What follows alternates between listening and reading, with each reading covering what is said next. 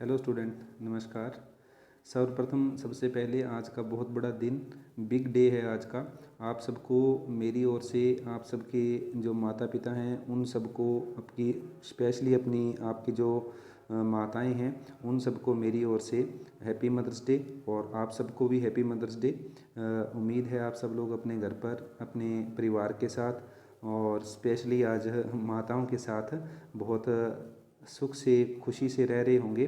और माँ का जो दर्जा है उसकी जो आज चर्चा मैं थोड़ी करना चाहता हूँ आपसे। और आज सुबह मेरे को कुछ विशेष भी आई कुछ स्टूडेंट की, उन्होंने विश की और साथ में मेरे को ये भी बोला कि सर आप जो एक गीत है वो जो है माँ पर मैं अक्सर सुनाता हूँ, उस गीत को ज़रूर सुनाना क्लास में। तो मेरा प्रयास है कि आज क्लास स्टार्ट करने से पहले मैं आपको वो गीत के कुछ चंद जो बोल है वो सुनाऊँ। और अपने जितनी भी अपने सबकी माएँ हैं उन सब माताओं को मैं ये जो गीत है वो समर्पित करना चाहूँगा। उन सब के लिए ये गीत है, हालांकि हम उनका देन नहीं दे सकते हैं, जीवन भर चाहे उनकी सेवा करते रहें लेकिन फिर भी हम उनका देन नहीं दे सकते हैं। फिर भी कुछ जो मेरे पास जैसी भी जो परमात्मा ने मेरे को आवाज़ दी है उस आवाज़ के द्वारा अपनी माँ का मैं शुक्राना अदा करना चाहूँगा। और मैं अपनी ही माँ का नहीं बल्कि आप सबके लिए, आप सबकी आवाज़ बन के आप सबकी माताएं हैं जो उन सब का शुक्राना अदा करना चाहूँगा। और उम्मीद है कि आप जैसा कि हर हर टाइम मेरे को मेरी आवाज़ को मेरे को इतना प्यार देते हो और अक्सर हम मेरे से डिमांड करते हो कि सर आप प्लीज़ सॉन्ग सुनाइए। और ये माँ वाला जो सॉन्ग है बहुत बार मैंने भी सुनाया है और आपने बहुत बार डिमांड भी की है। तो आज माँ का डे है। आज क्या है कि वैसे तो कहें कि हर दिन माँ का होता है, क्योंकि कभी तो माँ हमें दुलार करती है, कभी डांटती भी है, कभी माँ हमें रोटी खिलाने वाली भी होती है, कभी माँ हमें नहलाने वाली भी होती है, कभी माँ हमारा सुख दुख पूछने वाली भी होती है और कभी माँ हमारे पिताजी की बात सुनने वाली भी होती है। तो माँ के अनेकों रूप हैं, हम उसको किसी एक मूर्त में नहीं डाल सकते हैं। अगर कोई कहे कि मैं बहुत बड़ा चित्रकार हूँ, माँ की जो मूर्त है संपूर्ण रूप एक मूर्त के अंदर डाल दूंगा, ऐसा नहीं हो सकता है। क्योंकि माँ तो हर पल हर दिन हर समय हर घड़ी अपना अलग अलग रूप लेकर हमारे सामने आती है। तो हम उसको कैसे उसकी मूर्ति बना सकते हैं। वो एक त्यागमयी ऐसी मूर्ति है जो हर पल अपना त्याग करती है।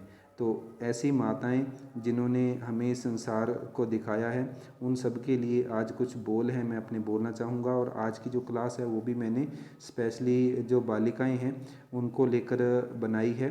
कुछ ऐसी योजनाएं बताऊंगा मैं आपको क्लास के अंदर जो कि बालिकाओं के लिए चल रही हैं और जिससे आपको आपके जो जीके की क्लासेस होती हैं या जीके का जो भी जिस भी परीक्षा में आपका मैटर आएगा वहाँ पर आपको बहुत बहुत ज़्यादा लाभदायक होंगी।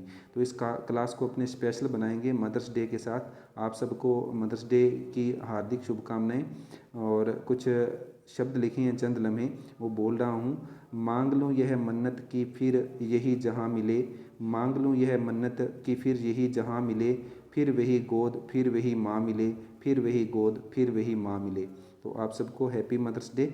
और अब जो आगे है एक और जो थोड़ी सी लाइनें लिखी हैं वो भी बोल देता हूँ। तेरे मुस्कुराने का असर, तेरे मुस्कुराने का असर सेहत पे होता है। जब भी माँ मुस्कुराती है तो उसका असर हमेशा ही सेहत पर होता है। और इसके उल्ट जब भी बेटा या बेटी मुस्कुराती है तो माँ की सेहत पर भी असर होता है। तो लोग पूछ लेते हैं दवा का नाम क्या है, यानी जो मुस्कुरा रहे हो इस दवा का नाम क्या है, तो मैं तो यही कहूँगा उस दवा का नाम माँ है। और माँ के लिए उस दवा का नाम क्या है, उसके बच्चे हैं जिसकी वजह से वो मुस्कुराती है। तो इन्हीं जो चंद लाइनों के साथ आपको हैप्पी मदर्स डे। आप सबकी जो माताएं हैं वो भी मेरी माताओं के समान हैं, उन सबको भी मेरी ओर से हैप्पी मदर्स डे। और अपने परिवार के साथ आप खुश रहें सुखी रहें, माताएं खुश रहें सुखी रहें। हम कभी भी अपनी माताओं को किसी प्रकार से तंग न करें, कभी उनके सामने न रोएं, क्योंकि जब हम रोएंगे तो हमारा रोना तो शायद बहुत ही कम होगा, लेकिन जब माँ रोती है अपने बच्चे को देखकर उसको कभी भी नापा नहीं जा सकता है। तो स्टूडेंट्स आपकी जो फरमाइश थी उस फरमाइश के अनुसार मैंने जो है जो गीत जो मेरे को बहुत अच्छा लगता है गीत ये, तो उस गीत की जो चंद लाइनें हैं वो मैं आपके सामने पेश करने जा रहा हूँ। जैसी भी आवाज़ है मेरी तो आप सब लोग सुनना और उसके बाद अपनी क्लास प्रारंभ करेंगे।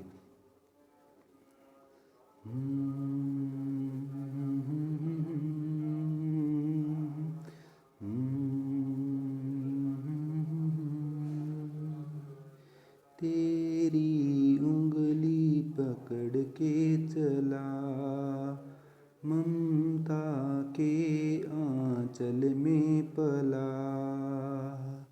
तेरी उंगली पकड़ के चला, ममता के आंचल में पला।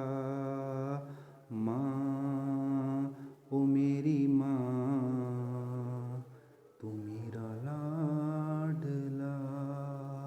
माँ ओ मेरी माँ, मैं तेरा लाडला। बन के तेरा साया मैं तुझको थाम लूँ, उठ के रब से पहले मैं तेरा नाम लूँ। बन के तेरा साया मैं तुझको थाम लूँ, उठ के रब से पहले मैं तेरा नाम लूँ। उठ के रब से पहले मैं तेरा नाम लूँ। रखूँ तुझे पलकों तले, पूजा करूँ तेरी। तेरे सिवा तू ही बता क्या जिंदगी मेरी। रखूँ तुझे पलकों तले, पूजा करूँ तेरी। तेरे सिवा तू ही बता क्या जिंदगी मेरी। मैं तो तेरे सपनों के रंग में डला, मैं तो तेरे सपनों के रंग में डला।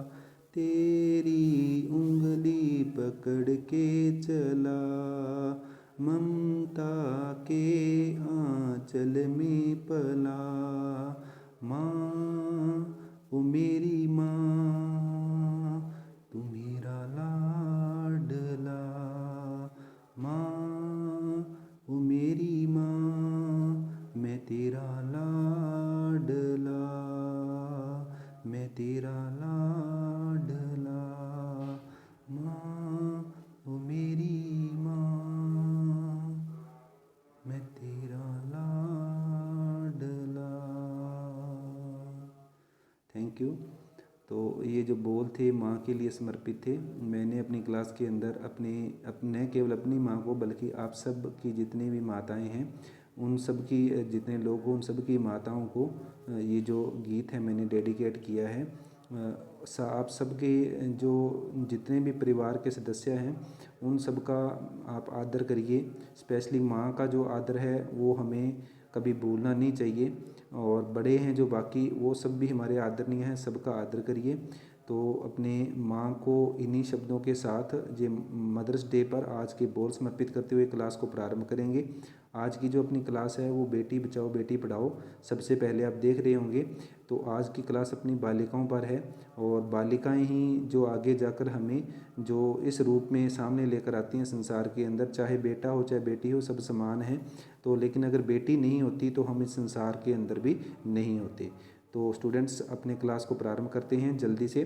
पहला जो अपना जो आज है अपने समझना है वो अपनी क्लास के अंदर पहला टॉपिक है। उसके अंदर महिला सशक्तिकरण के लिए योजनाएं बनाई गई हैं, उस पर है अपनी पहली क्लास। तो इसमें देखिए बेटी बचाओ बेटी पढ़ाओ कार्यक्रम शुरू हुआ था। ये आप जानते हैं इस कार्यक्रम को जो शुरू किया गया था इसमें बहुत कुछ ज़्यादा नहीं आपको ध्यान में रखना है। तो इसमें ये ध्यान रखना कि ये कार्यक्रम जो बेटी बचाओ बेटी पढ़ाओ कार्यक्रम शुरुआत कब से हुई और कहाँ से हुई थी। तो ये जो कार्यक्रम था बालिकाओं के अस्तित्व संरक्षण और शिक्षा को बढ़ावा देने के लिए कार्यक्रम बनाया गया था। किसके लिए, उद्देश्य क्या था, बालिकाओं का अस्तित्व संरक्षण और शिक्षा, उसके लिए बनाया गया था ये कार्यक्रम। और इसकी शुरुआत हुई थी 22 जनवरी 2015 को पानीपत हरियाणा से। तो मेन बात क्या है, इसकी शुरुआत कब हुई, 22 जनवरी 2015 को पानीपत हरियाणा से हुई थी। तो ध्यान रखना हरियाणा से शुरुआत हुई बेटी बचाओ बेटी पढ़ाओ कार्यक्रम की।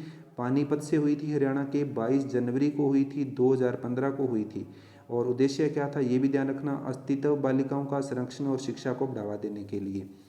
इसके बाद और इसमें क्या था, इस कार्यक्रम के उद्देश्य था लड़कियों के गिरते जो लिंगानुपात था। लिंगानुपात का मतलब है कि बालिकाओं की संख्या लगातार कम हो रही थी भ्रूण हत्या के द्वारा, चाहे किसी प्रकार से भी कह लो, तो वो लिंगानुपात में गिरावट आ रही थी। उस मुद्दे के प्रति लोगों को जागरूक करना था। इसीलिए ये बेटी बचाओ बेटी पढ़ाओ कार्यक्रम की शुरुआत की गई थी। इस कार्यक्रम का जो समग्र लक्ष्य है, लिंग के आधार पर लड़का और लड़की में होने वाले भेदभाव को रोकना था। यूँ कहें कि जो भेदभाव करते थे लोग, उनको उस भेदभाव को न करने देना था या उनसे उस भेदभाव को रोकना था। और प्रत्येक बालिका की सुरक्षा है, शिक्षा और समाज में उसकी स्वीकृति की समाज उसको स्वीकार करे। बालिका है, बालक है, जो उनको सबको एक जैसा समझे। तो बालिकाओं को जो इस प्रकार से आदर सम्मान चाहिए था, वो उस कार्यक्रम के द्वारा, जो बेटी बचाओ बेटी पढ़ाओ कार्यक्रम शुरुआत किया गया 22 जनवरी 2015 को हरियाणा पानीपत से, उसके द्वारा ये सुनिश्चित किया गया। इसके बाद क्या है, किशोरियों के सशक्तिकरण के लिए, यानी किशोरियों को जो सशक्तिकरण है उनको मजबूती देने के लिए राजीव गांधी योजना, जिसको सबला जो कहा गया, तो वो योजना है वो शुरुआत की गई, ताकि जो सबला होए, नारी है जो अबला न बन के बल्कि सबला बने। तो इसके लिए केंद्र सरकार द्वारा प्रायोजित इस कार्यक्रम की शुरुआत कब हुई थी? 1 अप्रैल 2011 को इसकी शुरुआत हुई थी। तो किशोरियों के सशक्तिकरण के लिए पूछ लिया जाए, राजीव गांधी योजना कब शुरू हुई? राजीव गांधी योजना कब शुरू हुई? 1 अप्रैल 2011 को शुरू हुई थी। कब हुई थी? 1 अप्रैल 2011 को। किसके द्वारा की गई शुरुआत? केंद्र सरकार द्वारा इसकी शुरुआत की गई थी। और इस कार्यक्रम को महिला एवं बाल विकास मंत्रालय की देखरेख में चलाया जा रहा है। अब भी ये कार्यक्रम चल रहा है। राजीव गांधी योजना जो है वो कार्यक्रम अब भी चल रहा है। किसके द्वारा चलाया जा रहा है? अगर प्रश्न आ जाए तो आप बताओगे महिला एवं बाल विकास मंत्रालय की देखरेख में ये कार्यक्रम जो है अभी संचालित है। इसके बाद इस कार्यक्रम में और क्या? इस कार्यक्रम के तहत भारत के 200 जिलों से चयनित 11 से 18 आयु वर्ग की किशोरियों की देखभाल समेकित बाल विकास परियोजना के अंतर्गत की जा रही है। इस कार्यक्रम के तहत लाभार्थियों को 11 से 15 और 15 से 18 साल के 2 समूहों में विभाजित किया गया है। तो 2 समूह बनाए गए हैं इसके अंतर्गत। और याद रखना, भारत के 200 जिलों से चयनित जिले थे, उनसे 11 से 18 आयु वर्ग की जो किशोरियाँ थी, उनकी देखभाल के लिए योजना शुरुआत की गई थी। और 2 समूह बनाए गए, 11 से 15 वर्ष के और 15 से 18 वर्ष के। इस योजना के तहत प्राप्त होने वाले लाभों को 2 समूह में विभाजित किया गया। पहला क्या था? पोषण, 11 से 15 वर्ष तक की लड़कियों को पका हुआ खाना दिया जाता है। और दूसरा है गैर पोषण। इसमें क्या था? 15 से 18 वर्ष तक की लड़कियों को आयरन की गोलियों सहित अन्य दवाएं मिलती थी। तो सशक्तिकरण के लिए ये प्रयास किए गए थे। तीसरी है जो इंदिरा गांधी मातृत्व सहयोग योजना। तो इंदिरा गांधी मातृत्व सहयोग योजना थी जो, ये कब शुरू हुई थी? 28 अक्टूबर 2010 को ये शुरू हुई थी। तो इसके अंतर्गत क्या था? ये मातृत्व लाभ कार्यक्रम था जो 28 अक्टूबर 2010 को शुरू किया गया था। आप देख पा रहे होंगे इंदिरा गांधी मातृत्व सहयोग योजना। इस कार्यक्रम का मुख्य उद्देश्य था 19 साल या उससे अधिक उम्र की गर्भवती व स्तनपान कराने वाली माताओं को पहले 2 बच्चों के जन्म तक वित्तीय सहायता प्रदान करना। तो क्या इसका उद्देश्य था? इसका उद्देश्य था 19 साल या उससे अधिक उम्र की जो गर्भवती या स्तनपान कराने वाली माताएं थी, उनके पहले 2 बच्चों के जन्म तक वित्तीय सहायता उपलब्ध कराना। यानी कि वित्तीय सहायता क्या था? उनको आर्थिक रूप से सहायता प्रदान करना। कब योजना शुरू हुई? 28 अक्टूबर 2010 को। इस कार्यक्रम के तहत सरकार द्वारा नवजात शिशु और स्तनपान कराने वाली माताओं की बेहतर देखभाल के लिए 2 किस्तों में 6,000 रुपये की वित्तीय सहायता प्रदान की जाती है। तो इसके अंतर्गत क्या था कि नवजात शिशु और स्तनपान करने वाली जो माता थी, उसकी देखभाल के लिए 2 किस्तों में 6,000 रुपये की वित्तीय सहायता प्रदान की जाती है। यह कार्यक्रम महिला एवं बाल विकास मंत्रालय द्वारा, किसके द्वारा संचालित है? महिला एवं बाल विकास मंत्रालय द्वारा संचालित है। तो ये दूसरा कार्यक्रम जो महिला एवं बाल विकास मंत्रालय द्वारा संचालित होता है। इसके बाद तीसरी है कस्तूरबा गांधी बालिका विद्यालय योजना। कस्तूरबा गांधी बालिका विद्यालय योजना, इस योजना का शुभारंभ 2004 में किया गया था। ध्यान रखना, ये प्रश्न कई बार पूछा गया कस्तूरबा गांधी बालिका पर। इसका शुभारंभ 2004 में हुआ था। यह योजना वर्ष 2004 में से उन सभी पिछड़े क्षेत्रों में लागू की जा रही है, क्रियान्वित की जा रही है, जहां ग्रामीण महिला साक्षरता की दर राष्ट्रीय स्तर से कम हो। राष्ट्रीय स्तर की जो साक्षरता दर है, उससे जहां भी साक्षरता दर महिलाओं की कम होगी, वहां पर कस्तूरबा गांधी बालिका विद्यालय खोलेंगे। ये योजना 2004 में लागू की गई। उस साक्षरता दर को बढ़ाने के लिए, जो कि जो पूरे राष्ट्रीय स्तर की साक्षरता दर है उससे कम है, उसको लेवल में लाने के लिए ऐसे स्थानों पर ये योजना कस्तूरबा गांधी विद्यालय खोलकर शुरू की गई 2004 से। इस योजना में केंद्र व राज्य सरकारें जो कैसे योगदान देती हैं, तो ध्यान रखना ये भी प्रश्न पूछा गया है कि 75% तो केंद्र सरकार का योगदान होता है और 25% खर्चा कौन करता है, राज्य सरकार करती है। तो 75-25 का इसमें योगदान होता है, ध्यान रखना स्टूडेंट। ये प्रश्न भी पूछा गया है क्योंकि 3-4 बिंदु बनाकर पूछ लेते हैं इनमें से कौन सा सही नहीं है या कौन सा सही है। तो 75-25 का अनुपात है केंद्र और राज्य का। इस योजना का मुख्य लक्ष्य क्या था, 75% अनुसूचित जाति, जनजाति, अन्य पिछड़ा वर्ग या अत्यंत पिछड़ा वर्ग जो है तथा अल्पसंख्यक समुदाय की बालिकाओं तथा 25% गरीबी रेखा से नीचे वाले परिवार की बच्चियों का दाखिला कराना था। तो लक्ष्य क्या था कि 75% जो अनुसूचित जाति, जनजाति और अत्यंत पिछड़े वर्ग या अल्पसंख्यक समुदाय की बालिकाएं तथा 25% जो गरीबी रेखा से नीचे परिवार होते हैं उनकी बच्चियों का दाखिला कराना कस्तूरबा गांधी बालिका जो योजना थी उसका उद्देश्य था। योजना में मुख्य रूप से ऐसी बालिकाओं पर ध्यान देना जो विद्यालय से बाहर हैं तथा जिनकी उम्र 10 वर्ष से ऊपर है। कितने वर्ष तक की बालिकाएं, जो 10 वर्ष से ऊपर और विद्यालय में वो जा नहीं रही हैं, उनके लिए ये योजना लागू की गई। इसके बाद देखिए अभी जो योजना प्रधानमंत्री उज्ज्वला योजना, ये आप सब जानते होंगे। ये योजना बहुत लाभदायी हुई, बहुत सारी महिलाओं को बहुत सारी जो बीमारियां हो रही थी धुएं की वजह से, उसके लिए प्रधानमंत्री उज्ज्वला योजना शुरू की गई।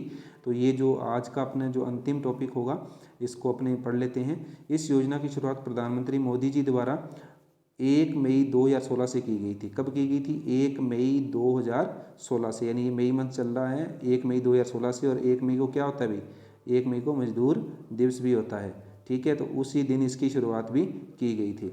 इसके बाद देखिए इस योजना के अंतर्गत गरीब महिलाओं को मुफ्त एलपीजी गैस कनेक्शन दिए गए। तो इसके द्वारा योजना में क्या था, प्रधानमंत्री उज्ज्वला योजना, उज्ज्वला मतलब आप एलपीजी गैस है तो वो मिली, तो भविष्य उज्ज्वल बनाने के लिए धुआं वगैरह है उनसे बहुत सारी बीमारियां होती हैं, उनसे बचाने के लिए प्रधानमंत्री जी ने एलपीजी गैस कनेक्शन मुफ्त में दिए। योजना का मुख्य उद्देश्य क्या था, महिला सशक्तिकरण को बढ़ावा देना। उद्देश्य वही था, महिला सशक्तिकरण को बढ़ावा देना और उनकी सेहत की सुरक्षा करना। तो अभी मैंने बताया ना, जैसे धुएं से बहुत सारी बीमारियां होती, चूल्हा जलाती थी महिलाएं, तो उनको गैस की जो सुविधा उपलब्ध करवाई गई, उनको चूल्हा और गैस दिया गया जिससे कि वो चूल्हे को छोड़कर इसके माध्यम से जो खाना जो बनाएं और वो जो धुआं था उनकी सेहत को खराब कर रहा था उसकी उनकी सुरक्षा हो सके। इस योजना के माध्यम से सरकार ग्रामीण क्षेत्रों में खाना बनाने में इस्तेमाल होने वाले जीवाश्म ईंधन की जगह, जीवाश्म ईंधन क्या होते हैं, लकड़ी वगैरह जो हम यूज़ करते हैं, उसकी जगह एलपीजी के उपयोग को बढ़ावा देकर पर्यावरण को स्वच्छ रखने में महिलाओं की भूमिका को बढ़ावा देना चाहती थी। यानी कि सरकार का उद्देश्य था कि एलपीजी का उपयोग है उसको इस्तेमाल किया जाए, किसकी जगह, जीवाश्म ईंधन की जगह। यानी कि अन्य जो किसी प्रकार के हम जीवाश्म ईंधन इस्तेमाल करते थे खाना पकाने के लिए, तो उससे न केवल सेहत का नुकसान होता बल्कि पर्यावरण भी प्रदूषित होता था। तो इन दोनों के लिए प्रधानमंत्री जी ने प्रधानमंत्री उज्ज्वला योजना 1 मई 2016 से शुरू की और इस योजना के द्वारा महिलाओं को लाभान्वित किया था। इसके बाद एक योजना और है तो इसका मैं बता देता हूँ। इस योजना को 2001-2002 में शुरू किया गया था, स्व आधार घर योजना। स्व आधार यानी स्व आधार घर योजना भी कह सकते हो। इस योजना को 2001-2 में शुरू की गई थी ये योजना। इस योजना को महिला एवं बाल विकास मंत्रालय के माध्यम से चलाया जा रहा है। इसका उद्देश्य वेश्यावृत्ति से मुक्त महिलाओं क्या था, वेश्यावृत्ति से मुक्त महिलाओं, रिहा कैदी विधवाओं, तस्करी से पीड़ित महिलाओं, प्राकृतिक आपदाओं, मानसिक रूप से विकलांग और बेसहारा महिलाओं के पुनर्वास की व्यवस्था करना है। ऐसी महिलाएं जो वेश्यावृत्ति से मुक्त हुई, उन या कैदी थी वो रिहा हुई, विधवाएं हो गई थी, तस्करी से पीड़ित महिलाएं थी, तस्करी की गई थी, जिन महिलाओं की प्राकृतिक आपदाओं के कारण किसी प्रकार का संकट था, उन पर मानसिक रूप से विकलांग या बेसहारा महिलाएं थी, उनके पुनर्वास के लिए स्वाधार घर योजना शुरू की गई। कब शुरू की गई, 2001-2 में शुरू की गई थी। इस योजना के अंतर्गत विधवा महिलाओं के भोजन और आश्रय, तलाकशुदा महिलाओं को कानूनी परामर्श, चिकित्सा सुविधाएं और महिलाओं को व्यावसायिक प्रशिक्षण जैसी सुविधाएं प्रदान की जाती हैं। इस योजना के माध्यम से महिलाओं को अपना जीवन फिर से शुरू करने के लिए शारीरिक और मानसिक मजबूती प्रदान की जाती है ताकि वे अपने पैरों पर खड़ी हो सकें। तो मेनली तो यही है कि ये कब शुरू हुई, 2001-2 में शुरू हुई थी। और दूसरी किसके द्वारा संचालित है, महिला एवं बाल विकास मंत्रालय के द्वारा संचालित है। कैसी महिलाओं के लिए है, वेश्यावृत्ति से मुक्त हुई महिलाएं हैं या जो कैदी थी महिलाएं वो रिहा हुई हैं, विधवा महिलाएं थी या फिर किसी प्रकार तस्करी से पीड़ित महिलाएं थी, प्राकृतिक आपदाओं से पीड़ित थी या मानसिक रूप से विकलांग थी, बेसहारा थी, ऐसी महिलाओं के लिए योजना बनाई गई थी। तो इतना स्टूडेंट याद रखना। तो और भी बहुत सारी योजनाएं हैं तो आज मैं उन योजना को पूरा नहीं करवा पाऊँगा, उसके लिए मैं क्षमा चाहूँगा। और अंत में फिर से आप सबको जो है मदर्स डे है आज, हैप्पी मदर्स डे। आप सब अपने घर पर खुश रहें, आप सबकी जो माताएं हैं वो सुखी रहें, सेहत को मानें, और आप सब लोग अपनी माताओं का पूर्णतः आदर सम्मान करें। इसी के साथ इस क्लास को अपने यहीं पर समाप्त करते हैं। Thank you, good evening.